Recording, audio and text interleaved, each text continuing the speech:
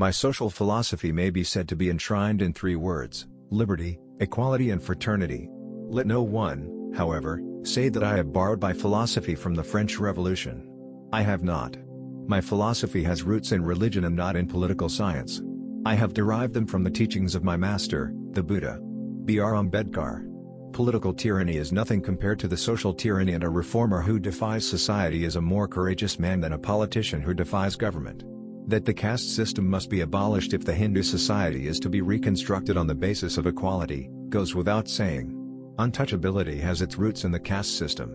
They cannot expect the Brahmins to rise in revolt against the caste system. Also, we cannot rely upon the non-Brahmins and ask them to fight our battle. Bhimrao Ambedkar. I solemnly assure you that I will not die as a Hindu. Caste may be bad. Caste may lead to conduct so gross as to be called man's inhumanity to man. All the same, it must be recognized that the Hindus observe caste not because they are inhuman or wrong-headed. They observe caste because they are deeply religious. A people and their religion must be judged by social standards based on social ethics. No other standard would have any meaning if religion is held to be necessary good for the well-being of the people. Bhimrao Ambedkar. Indians today are governed by two different ideologies. Their political ideal set in the preamble of the Constitution affirms a life of liberty, equality and fraternity. Their social ideal embodied in their religion denies them. Why is it that a large majority of Hindus do not interdine and do not intermarry? Why is it that your cause is not popular? There can be only one answer to this question, and it is that interdining and intermarriage are repugnant to the beliefs and dogmas which the Hindus regard as sacred. Bhimrao Ambedkar. For a successful revolution, it is not enough that there is discontent. What is required is a profound and thorough conviction of the justice, necessity and importance of political and social rights. The reason why broken men only became untouchables was because, in addition to being Buddhists, they retained their habit of beef-eating, which gave additional ground for offense to the Brahmins to carry their newfound love and reverence to the cow to its logical conclusion. People are not wrong in observing caste. In my view, what is wrong is their religion, which has inculcated this notion of caste. If this is correct, then obviously the enemy you must grapple with is not the people who observe caste, but the Shastras which teach them this religion of caste. Bhimrao Ambedkar.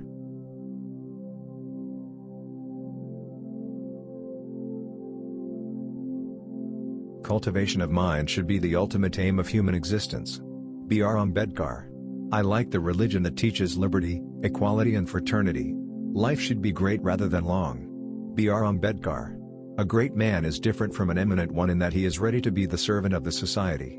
Men are mortal. So are ideas.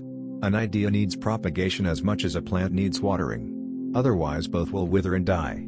History shows that where ethics and economics come in conflict, victory is always with economics.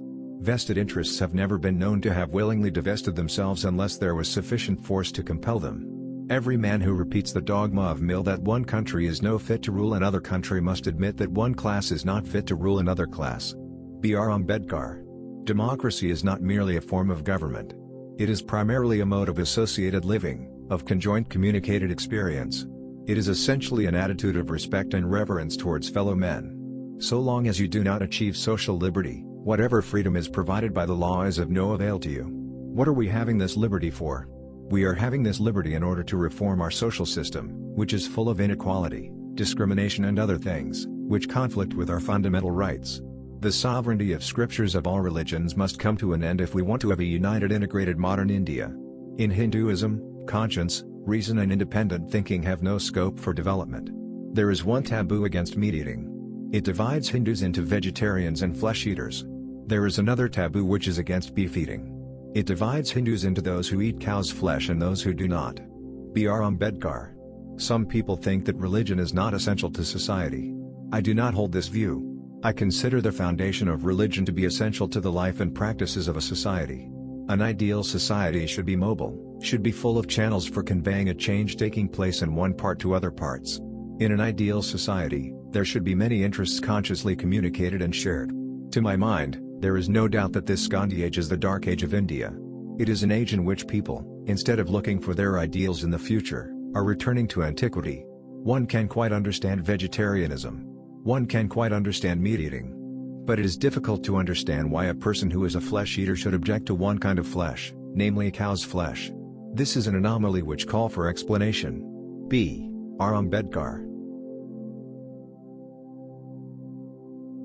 Indeed, the Muslims have all the social evils of the Hindus and something more.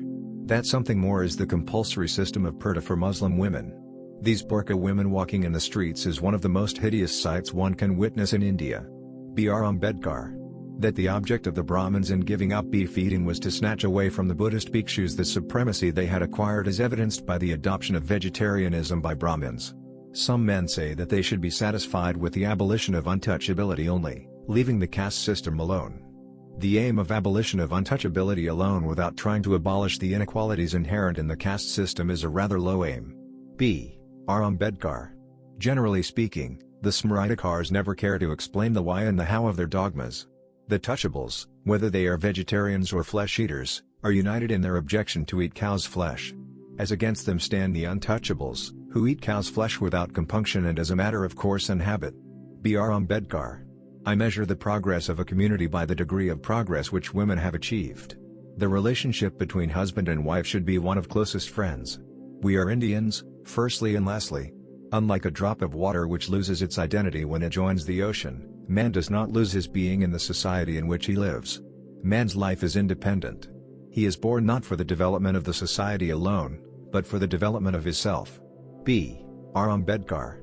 However good a constitution may be, if those who are implementing it are not good, it will prove to be bad. However bad a constitution may be, if those implementing it are good, it will prove to be good. Law and order are the medicine of the body politic, and when the body politic gets sick, medicine must be administered. Br. Ambedkar. Caste is not a physical object like a wall of bricks or a line of barbed wire which prevents the Hindus from commingling and which has, therefore, to be pulled down. Caste is a notion, it is a state of the mind. Political democracy cannot last unless there lies at the base of it social democracy. What does social democracy mean? It means a way of life which recognizes liberty, equality and fraternity as the principles of life. Br. Ambedkar. Religion and slavery are incompatible. Religion must mainly be a matter of principles only. It cannot be a matter of rules. The moment it degenerates into rules, it ceases to be a religion, as it kills responsibility, which is an essence of the true religious act. Br. Ambedkar. The food habits of the different classes of Hindus have been as fixed and stratified as their cults. Just as Hindus can be classified on their basis of their cults, so also they can be classified on the basis of their habits of food. Br. Ambedkar.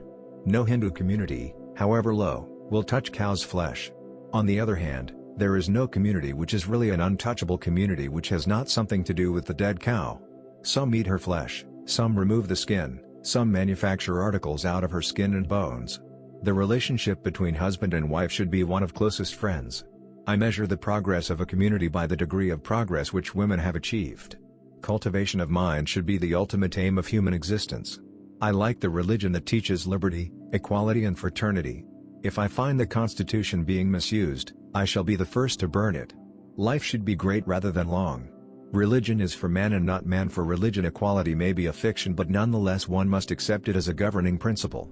A bitter thing cannot be made sweet. The taste of anything can be changed, but poison cannot be changed into nectar.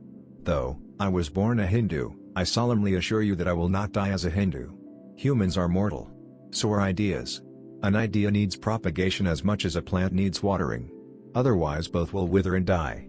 Constitution is not a mere lawyer's document, it is a vehicle of life, and its spirit is always the spirit of age. So long as you do not achieve social liberty, whatever freedom is provided by the law is of no avail to you. Lost rights are never regained by appeals to the conscience of the usurpers, but by relentless struggle. Goats are used for sacrificial offerings and not lions. It is not enough to be electors only. It is necessary to be lawmakers, otherwise those who can be lawmakers will be the masters of those who can only be electors. Every man who repeats the dogma of Mill that one country is no fit to rule another country must admit that one class is not fit to rule another class. Democracy is not merely a form of government. It is primarily a mode of associated living, of conjoint communicated experience. It is essentially an attitude of respect and reverence towards our fellow men. What are we having this liberty for? We are having this liberty in order to reform our social system, which is full of inequality, discrimination and other things, which conflict with our fundamental rights. For a successful revolution it is not enough that there is discontent. What is required is a profound and thorough conviction of the justice, necessity and importance of political and social rights.